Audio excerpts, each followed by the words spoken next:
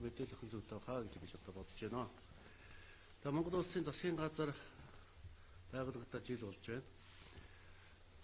Би ерөнхий сайдад хамтлагдахдаа улсын их хурлынхаа мэдэгдэлээс үг хэлжсэн та бүхэн бүгдээрээ санаж байгаа. Энэ хэлсэн үгэндээ би өнөөдрийг хүртэл үнэж яваа гэдгээ бас та бүхэндээ хэлэх хүсэж байна. Гадуур нийгмийн уур амьсгал их бухимдуу байгаа.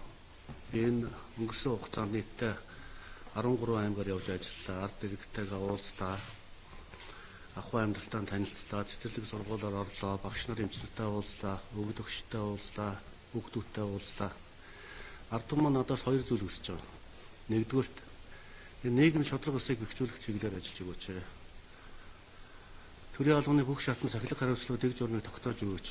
Хоёрт нь унаж байгаа эдийн засгийг зогсоож сэргэлтийг бий болгож өгөөч. Цалин мөнгө нэмж өгөөч. Ажлын байртаа болгож өгөөч. Ядуурлаас ангижуулж өгөөч гэсэн ийм л хоёр хүсэлтийг одоо манай ард түмэн тавьж байгаа. Та бүхэн маань энэ одоо шаардлага өгдөө мэдж байгаа. Сүүлийн үед хийсэн судалгаануудаас харахад ард түмний хамгийн их хүсэмжлэж байгаа зүйл бол шудраг усны тухай асуудал байгаамаа. Сахилах хариуцлагын тухай асуудал байгаамаа.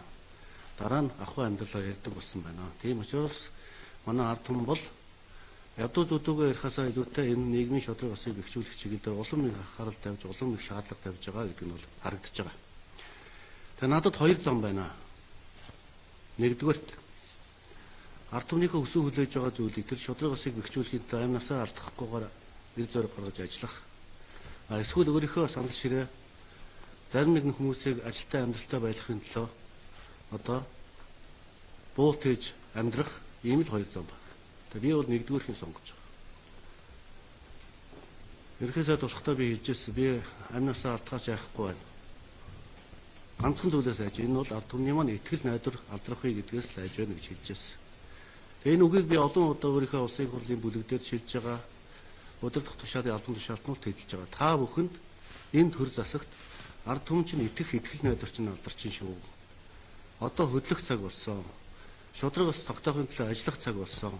Хариуцлага тооцох цаг болсон. Зарим албан тушаалтнууд ажил төрлөө өгөө. Энэ манан гэдэг бүлгийг одоо зайлуулах цаг болсон юм байна гэдгийг би өөрийнхөө яс биеэр энэ өнгөрсөн нэг жилийн хугацаанд мэдэрлээ. Хүмүүс ярьдаг манан гэж байд юм байна гэж. Үний юм байна. Манан гэж үнэхээр байд юм байна. Нам дамжсан, олигархууд нэгдсэн, нийлсэн, Монголын ард түмний өмч хөрөнгөөр баяжсан, таргалсан, цадсан, үр сүлдө үр хүүхдүүд нь хүртэл Монголын төрөл шургалсан ийм олигарх бүлэгтэй үнийг хэлэхэд ерөнхий сайд нь тэмцэж байна. Заримдаа миний хүч өрөхгүй байна. Хуулийн хүч өрөхгүй байна, эрх мэдлийн хүч өрөхгүй байна. Сэтгэл санааны хүч бол над байна. Над дайгаад ах мөрөөсөө алга. Би улсын хурлын дараа энэ холдыг үүрэгт ажиллаа өгөөг шаардсан огцор гэсэн. Та бол 60 төгрөгийн хэрэгт холбогдсон хүн. Би өнөөдөр нэг зүйлийг албан ёсоор хэлье гэж бодлоо. Тэр 60 төгрөгийн бичлэг гэдэг бол үнэн шүү. Үнэн. Тэр яриаг энэ холд хийсэн үнэн. Тэр бол эвлүүлэг биш ээ. Өнөөдөр чи мөнхөөс эхлэн байж та. Таны хэлж ярьж байгаа зүйл үнэн шүү гэдгийг би өнөөдөр батлан хэлье. Монголын төрийн албан тушаалыг одоо хууль бусаар зарж мөнгөчгсөн энэ орлогыг хийсэн үү? Хийсэн, ярьсан уу? Ярьсан. Хэрэгжүүлсэн эсхийг би сайн мэдэхгүй. Тэрийг хууль хяналттай байгууллага тогтоох байхаа гэж бодож байна. Ийм яриа болсон уу? Болсон. Энийхээ төлөө улсын их хурлын дарга энэ хот огцох ёстой. Газрын 8 нар нь дууддаг. Газрын 8 хийжсэн нь бас үнэ. Энийхээ төлөө би огцроо гэж хэлж байгаа. Би улсын хурлын гишүүн хаян хараа бүлийнхээ дарга үүрэгт ажлыг өгөөг шаардсан үнэ. Тэр хүн санал хураалтаар огцорсон. Улсын их хурлд Монгол Улсын намын бүлгээ удирдах чадаагүй, шудраг усны төлөө ажиллаж чадаагүй. 60 тэрбумыг хамгаалсан. Тэрнийхээ төлөө чи огцорж хэлсэн. Манай бүлгийн гишүүд, шудраг гишүүд энийг огцруулж чадсан. Одоо би Улаанбаатар хотын даргаыг огцор гэдэг шаардлага тавьсан. Өнөөдөр хорлож байгаа байх. Улаанбаатар хот дээр сэтгэл гаргаж ажиллаж чадаагүй, утаатай тэмцэж чадаагүй, замын төгсөлтөд тэмцэж чадаагүй, сургууль цэцэрлэгийг цаг хугацаанд нь барьж чадаагүй, ард түмний өмнө толгомж байгаа олон чухал асуудлыг сэтгэл гаргаж ажиллаж чадаагүй, өөрийнхөө дор ажиллаж байгаа хүмүүсийг удирдах чадаагүй, тэрнийхээ үүднээс та огцроо гэдэг шаардлагыг тавьсан. Тэгээ энэ гурван шаардлагыг тавьсны тулд одоо Монгол улсын засгийн газрыг огцруулах тухай асуудлыг гаргаж тавьсныг та бүхэн бүгдээрээ мэдж байгаа. Би ийм спикер бол Монгол улсын төрийг удирдах ёсгүй гэж бодож байгаа. Энэ холдыг.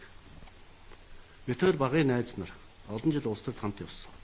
Гэхдээ би өнөөдөр найзаа бодох уу, нөхрөө бодох уу, намын гишүүнэ гэж бодох уу, эсвэл улс орноо бодох уу гэдэг асуудал миний өмнө тулгарч байгаа. Би улсаа бодъё гэж шийдсэн. Тийм учраас энэ хариуцлагатай үгийг хэлж та бүхэнтэй уулзж байгаа гэдгийг бас одоо би хэлхийг хүсэж байна.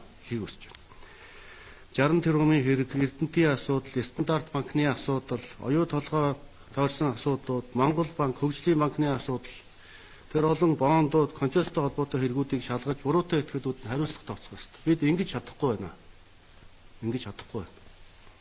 Тийм учраас үндсээр нь өөрчлөхөөс өөр аргагүй байна. Өөрчлөлт шинжилтийг ард түмэн шаардж байгаа, шахаж байгаа. Тэрний илэрхийлэл нь болж Монгол Улсын засгийн газар, тэрний илэрхийлэл нь болж ерөнхий сайд ийм одоо асуудлыг хөндөд тавьж, шаардлага тавьж эхэлсэн. Тос дотроосоо өддөг гэж үг байдаг. Түүнтэй адилхан энэ төрийн их цэвэрлэгээ эхэлсэн гэдгийг би одоо албан ёсоор хэлхийг хүсэж байна. Би төрөө цэвэрлэх ёстой хүний нэг нь мөн. Дээр нь би бас намаа цэвэрлэх ёстой болжээ гэж бодож байна. Намаа цэвэрлэх ёстой. Энэ ажлыг би хийж хэрэгжүүлж чадахгүй бол одоо өөр хэн хийж хэрэгжүүлж чадах юм бэ? Хийх ёстой хүн би мөнөөс мөн. Надад хүч тэхээ дутж байгаа. Эрх зүйн орчинд дутгаж байгаа. Гэхдээ энийг би олон түмэнтэйгээ хамт хийж чадна гэж бодож байна. Монгол Улсын засгийн газрыг эсрэгүүцэж 27 он гарын үсэг зурж мэдэгдэл хийснийг та бүхэн бүгдээрээ харж байгаа. Тэр 27 хүний зургийг л сайн хараараа ямар хүмүүс тэнцээ зогсож байгаа вэ гэдгийг. Аяндаа өөрсдөө хэлээд өгнө. Хэн энийг эсрэгүүцээд байна? Хэн энэ шудраг осны эсрэг хацлаад байна? Хэн ажил албан тушаалаас огцохыг хүсэхгүй байгаа гэдэг тэр хүмүүс өөрсдөө өнгө төрхөөрөө царай зүсээрээ өөрсдийнх нь хийдэг, хэлсэн, ярьсан зүйл хэрэгжүүлсэн зүйлээрээ аяндаа ард түмэнд одоо харуулж байгаа. Нөгөө яриад байдаг мөнгө зөвлөнгөө таны нөгөө яриад байдаг нөгөө 30 гэр бүл чинь тэнцээ байж байгаамаа. Гэр бүлээр ах дүүнэрээр энэ Монголын төвд орсон байна. Монголын өмч хөрөнгөөр баяжсан байна. Эрдэнэтийн өмч хөрөнгөөр баяжсан байна.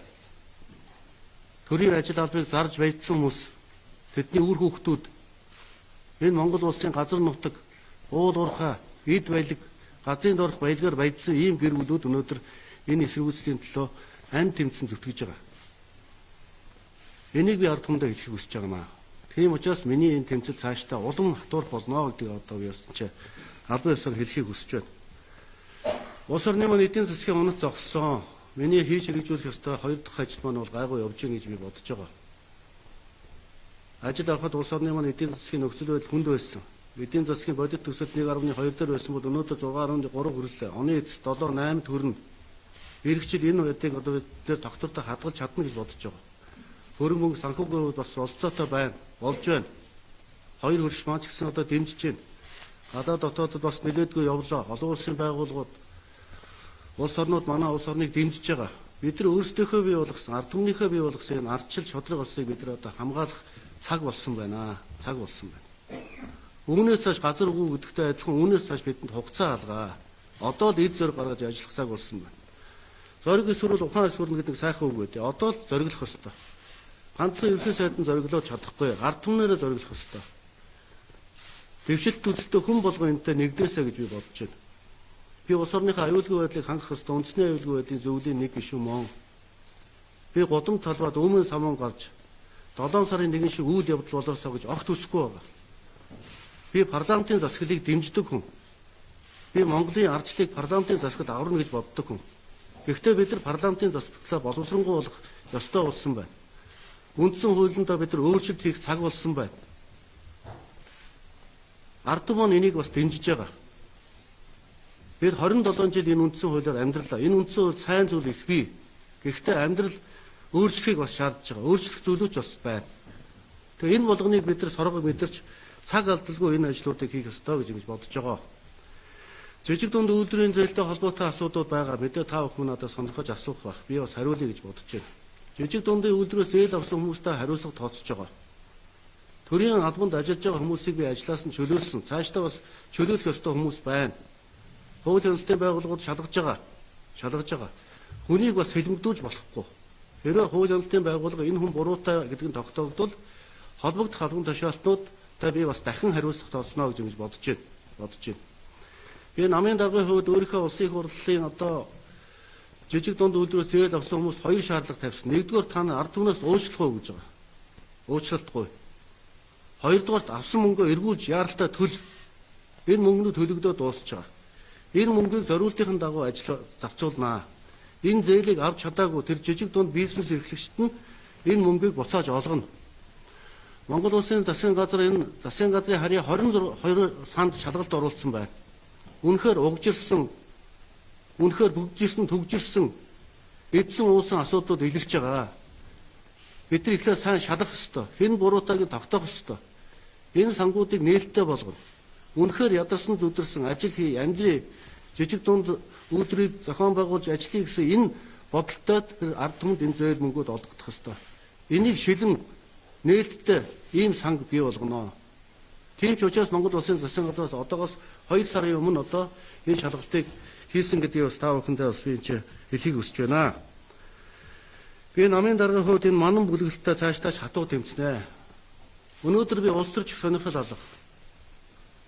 Намчлах сонирхол надад алга. Энэ улсын намууд дотор эрэг бодолтой, зөв үзэлтэй, ард түмнээ гэсэн сэтгэлтэй, эх орноо гэсэн сэтгэлтэй, шудраг амьдрах юмсан, шудраг нийгэм байгуулах юмсан, шудраг төв засагтай байх юмсан бодолтой олон мянган хүмүүс энэ улсын намуудад байгаа. Парламентд болон парламентын гадна байгаа. Энэ улсын намуудыг би нэгдэж нийлээсэ гэж бодож байна энэ зүйл дээр. Бүгдээр нэг дуу хоолойтой эх орноо гэсэн нэгэн тогон дор энэ шудраг бос зүйлтэй бид нар тэмцэх цаг болсон. Алтан хуйг ерөнхий сайдын яриад байдаг шудраг бусын хонгол гэдэг үний юм байна. Би өөрийн биеэр энэ хонгол дотор явж гин бас. Энийг бас би өөрөө мэдэрч байна. Арьс махаараа. Тийм учраас энэ шудраг бусын хонголоос хонглыг бид нар эвдэж хэмхчих цаг болсон байна гэдгийг энэ чинь зориуд тэмдэглэж хэлхийг хүсэж байна. Ингээ удахгүй 11 сарын 26-нд тусгай тогтнолын баяр болно. Энэ тусгай тогтнолын баяр бол манай Монголын ард түмний эрхчлөөнийхөө төлөө, шудраг ёсны төлөө эвлэлд нь нэгдсэн, бүгдээрээ гэр орондоо ярилцсан, нийгмээ эрүүжүүлэхэд бол би юу хийх ёстой вэ гэдгээ бодсон ийм сайхан баярын өдөр болоосоо гэж би чин сэтгэлээсээ хүсэж байна. Ард түмэн маань асар их бухимдалтай байгаа. Бодомж талбайд гарахч бэлэн байгаа. Би битгий тэгээсэ гэж бодож байна. Энэ парламент ёстой юм бол энэ Монголын ард түмнээ сонгогдсон тэр мандатыг эзэмшиж байгаа их хурлын гишүүд энэ парламент дотор асуудлаа шийдэх ёстой. Энэ парламентынхаа спикерийг өөрчлөх ёстой энэ их хурлын гишүүд. Ингэж цаашаа ажил явнаа. Монгол улсын засгийн газрын ажлыг хийлэхгүй болж шүү дээ ерөөсөө. Бойкот хийлгээд. Би өнөөдөр ийм юм ярьж суух хүн биш. Би өнөөдөр аж ахуй хийж явах ёстой хүн. Гэтэл би өнөөдөр энэ чинь улс төр ярихаас өөр аргагүй байдал намайг оруулж байгаа. Олон зүйлүүд хийгдэж байгаа. Та бүхэн маань бүгдээрээ мэдж байгаа. Бүтэн 60 жил ярьсан бид нар нефтийн үйлдвэрээ эхлүүлээд үйл ажил нь сайхан явж байна. 23 он гэхэд бид нар нефтийн үйлдвэртэй болно. Монгол төгрөгөөр бензин худалдаж авдаг болно. Энэ ажил эхлээд явж байгаа. Та бүхэн маань бүгдээрээ мэдж байна. 20 гаруй жил ярьсан цэвэрлэх байгууламж эхлээд явж байна. Хөрөнгө мөнгөний шийдлээ, ажил нь эхэлсэн, зураг төсөл нь хийгдсэн. Хийх компаниуд сонгогдож байна. Энэ ажил энэ хавраас эхлээд явна. Үнэр дарах ажил нь хийгдээд эхэлсэн явж байна. Сургууль цэцэрлэгээ бид нар барьж байгуулна. Энэ жилийн 9 сарын 1 гэхэд бид нар нөгөө 3 ээлжийн хүүхдүүдэд 2 ээлжтэй болгоно. 124 сургууль барина, цэцэрлэг барина. Хүүхдүүдэд сургууль цэцэрлэгээр хангах ажлууд явагдаж байна. Монголын ард түмэн бас ярьдаг байсан саарл усны үйлдвэрээ хийх ажил маань эхэлчлээ. Хөрөнгө мөнгөнийх нь асуудал шийдэгчлээ. Улаанбаатар хотыг цэвэр усаар хангах ажлууд зохион байгуулагдаад хийгдээд эхэллээ. 5 толгой улсын гацаанаас гарсан. Сүүлийн 10 жил гацсан ажил шүү дээ энэ чинь. Өнөөдөр улсын гацаанаас гараад ажил нь явагдаж байна. Авцамаа бид нар барьж байна. Энэ намалтай гэхэд бид нар 21 аймгаа холбож энэ мянганы зам гэж эхэлсэн замын ажил дуусна. Ирэх жил бид нар Налаах Сүнжин болдгийн чиглэлийн 20 км авцамыг намар ихэд ашиглалтанд оруулна. Дархны чиглэлийн авцам ирэх жил эхлэн 2 жилийн дотор бид нар дархныг 4 урсгалтай сайхан замтай холох төсөл хөтөлбөрүүд хийгдээд хөрөнгө санхүүгийн асуудлууд шийдэгдээд ингээ явж байна. 1 жилийн дотроос тодорхой ажлуудыг бид нар хийж эхлүүллээ. Хийгдэж чадаагүй хэрүүлийн алин болж байсан асуудлууд шийдэгдээд явж байгаа. Энэ бол бас Монгол улсын засгийн газрын хийж бүтээж байгаа бас томоохон ажлуудаа гэдгийг бас би та бүхэндээ хэлхийг хүсэж байна. Ирэх жил ихэд бид нар 10 аймагт дулааны цахилгаан станц барина. 2 аймагт усан цахилгаан 2 аймагт цахилгаан станц барина. Эрдэнэ бүрэнгийн усан цахилгаан станцыг эх жил бид нар эхлүүлнэ. Тэгээ ийм том ажлууд хийгдэж байгаа зэрэгцээ бид нар нэг зүйлийг орхитуулж болохгүй. Энэ бол энэ шодрог ёс, энэ сахилга хариуцлага дэг журмыг л бид нар тогтоох цаг болсон юм байна гэж бодож байна. Хамгийн гол юм бол шудраг бас юм байна. Хамгийн чухал юм бол сахилга бат ажлын хариуцлага байна. Энэ хоёрыг өөдөн татаж чадвал улс орны маань өмнө тулгамдаад байгаа эдийн засгийн олон хүндрэлтэй асуудлууд, ард түмний бохимдоод байгаа олон асуудлууд шийдэгдэж байна гэж би одоо бодож байна. Тэгээ та бүхэндээ баярлалаа. Та бүхэн маань дэмжээрэй. Би сэтгүүлч та бүхнээс үнэхээр хүсэж байна, бас гуйж байна. Одоо л хамрын маань дэмжлэг надад хэрэгтэй байна. Одоо шудраг ёсны төлөө сэтгүүлчд маань босцгоё. Наад хурц үзгээ барьцгаа, оюун ухаанаа хөдөлгцгөөе цөмөр хамтдаа. Надад та бүхэндээ өгөх мөнгө алгаа үнийг ихэд.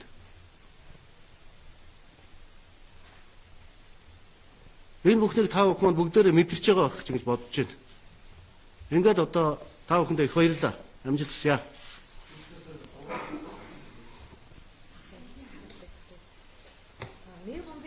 Гэдэг хүнийг огцруулснаар улсын хурлын даргаас огцруулснаар шудраг устгахгүй энэ хүн бүрэн ихтэй улсын хурлын гишүүд хоёр энэ хүнийг даасан бизнесийн бүлэглэл бас хоёроо л үлдсэн. Улсын их хурлын дарга гэдэг бол том эрх мэдэлтэй хүн. Том эрх мэдэлтэй хүн. Адгийн наадлан чуулганаар ямар асуудал оруулахгүйгээ хүртэл мэддэг. Их хурлын гишүүдийг үг хэлүүлэхгүйгээс бараг мэддэг хүн. Энэ хүн бол удирдагч хүн. Энэ бол өндөр албан тушаал. Албан тушаалын цаана эрх мэдэл байдаг. Би инх болдог гэдэг хүнийг огцруулахын зэрэгцээ энэ хүнийг энэ эрх мэдлээс нь чөлөөлөх гээд байгаа. Энэ хүний эрх мэдлийг авч яаж эрүүл саруул хүнийг их хурлын даргаар тавьж яаж энэ парламент эрүүл болноо. Ингэж зөв ажилланаа энэ парламент. Энийг ч одоо улсын их хурлын гишүүд өөрсдөө бидэрч ойлгож байгаа. Тийм ч учраас би улсын их хурлын нэр бүхий одоо гишүүд бойкот хийгээд их хурлд орохгүй гэсэн асуудлыг гаргаж тавьсан гэж бодож байгаа. Би өөрөө их хурлын гишүүн биш. Гэхдээ их хурлын дарга ямар үүрэгтэй, ямар их эрх мэдэлтэй байдсан бэ гэдгийг энэ их хурлд хүн сүүлийн жилүүдэд харууллаа шүү дээ. Бүх ажлууд гацдаг. Хууль хяналтынхан шударгаар ажиллаж чадахгүй болсон байна шүү дээ. Хууль хяналтынхан. Энэ бол энэ их хурлд гэдэг спикертэй шууд холбоотой гэж би үзэж байгаа. Тийм учраас энэ хүнийг өтөр түргэн өөрчлөх ёстой. Ингэж ажил явагдана.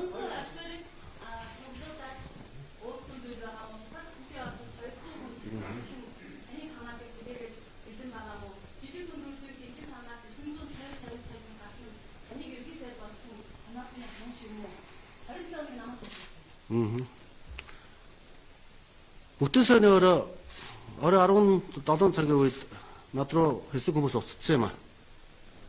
Тантай уулзалт темээр байна. Бид ер нь гудамж талбайд гарахад бэлэн боллоо. Ард түмэн энийг шаардж байна. Та бидэнтэй ирж уулзаач гэж. Тэгээ би намын байран дээр очисон. Тэнцээ 400 гаруй 500-аад хүн зогссон байсан. Дотор нь зэргийн нөхдүүд байсан. Миний таньдаг хүмүүс байна лээ. Цагдаа зэргийнхнээс хүмүүс харагдан лээ. Тэр хүмүүс өөрсдийнхөө үзэл санааг илэрхийлсэн. Бид ийм шудраг ус нийгэмд амьдрмааргүй байна. Бид гудамж талбайд гарна. Одоо тэмцэнэ гэж. Би тэдэртэй тайван ярилцсан. Та бүхэн маань ингэж болохгүй. Хүлээцтэй хандаа. Ярих ёстой газар гэж бас байна. Би ярих ёстой газар нь энэ асуудлыг уламжилж ярья. Та бүхэн маань гудамж талбай битгий гараараа. Өмнө самун хийж огтуулахгүй. Энэ Монголын ард түмэнд сургамжтай нэг зүйл би тэр бол 7 сарын 1-ний та бүхэн бүгдээрээ санаж мэдж байгаа. Тийм учраас тайван амгалан баймаар байна. Эргэж холбогдож уулзъя. Та бүхэн маань одоо сэтгэл амар байгаач. Би тэр спикер гэдэг хүнийг огцруулахын төлөө явнаа. Тэр хүнтэй дахин уулзнаа. Хэлнэ. Өөрийнхөө их хурл намын бүлэгтээ ажилланаа гэдгээ хэлсэн. Тэгээд тэр хүмүүс бол одоо тайвшраад тарсан. Тэрнээс биш цэргийнхнийг зохион байгуулад хувьсгал тэмцэл хийх гэж байгаа зүйл огт байхгүй. Улсын их хурлын дэд дарга инх хамгаалан гэж хүн маш хариуцлагагүй ярьж илээ, тийм ээ? Шоугүй ирээд явсан, танк авчирж байгаа гинлээ гэж. Би ард түмнийхээ өмнөөс буу зэвсэг барьж босдог тийм хүн биш ээ. Энэ Монголын ард түмэн амгалан тайван байх ёстой. Ард түмэн тайван замаар хувьсгалаа хийж болно. Тайван замаар. Хэл яриагаараа хэлэлцэж ярилцаж болно. Энэ албан тушаал сонирхоод улаараад байгаа хүмүүс ажил төрлөө өөрсдөө ухамсараар өгөх хэрэгтэй. Энэ ард түмний тайван байлгыг үл тэр ажил дээрээ суучаад ажиллаа өгч чадахгүй байгаа нөхөр та их хурлын дарга, тэр хотын дарга ажлаа зүгээр өгчөө. Тэгвэл ард түмэн амгалан байна. Амгалан байна. Энэ парламентыг гайгүй хүн би удирдаасаа гэж бодож байна.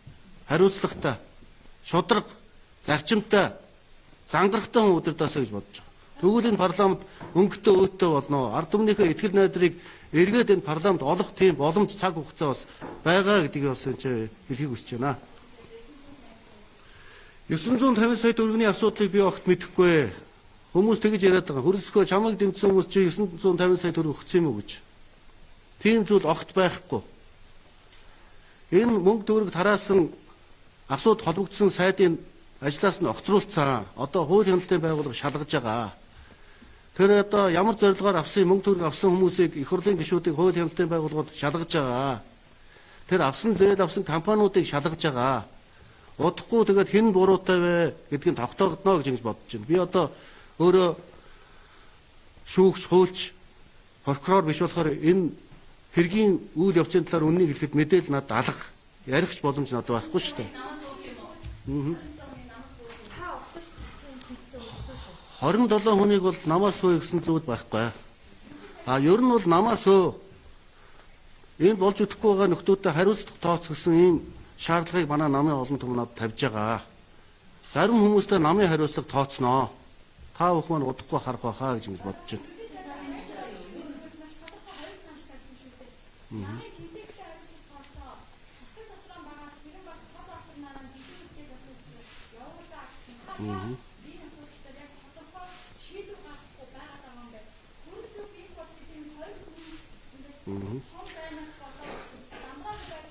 Намын баг хурал удахгүй, манай намын баг хурал удахгүй хуралдана. Намын баг хурлаар энэ асуудлууд яригдана. Хинтээ хариуцлага тооцгоё гэдэг асуудал яригдана. Нөхөр Содбаатар хууль хяналтын байгууллагад шалгагдж байгаа. Буруутай өгүүлэлтэн тогтоовол би энэ хүнийг ажлаас салгах шиг амархан юм надад байхгүй. Би өөрт нь бас хэлсэн байгаа. Чи хэрвээ чиний авсан зээл буруутай болвол чи ажлаа өгөөрэй гэсэн өөрөө өгөө гэж хэлсэн. Ийм байдалтай байгаа.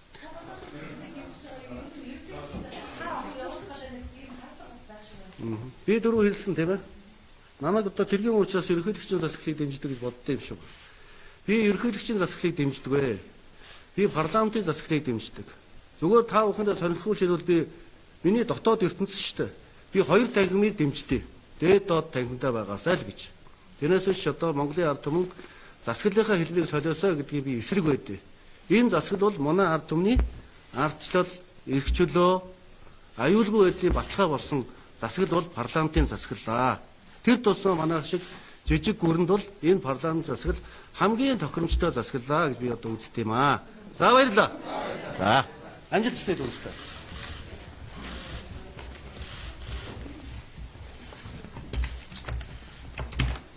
За Монгол Улсын Ерөнхий сайд У.Хүрэлсүх саяхан сэтгүүлч тавууллаа.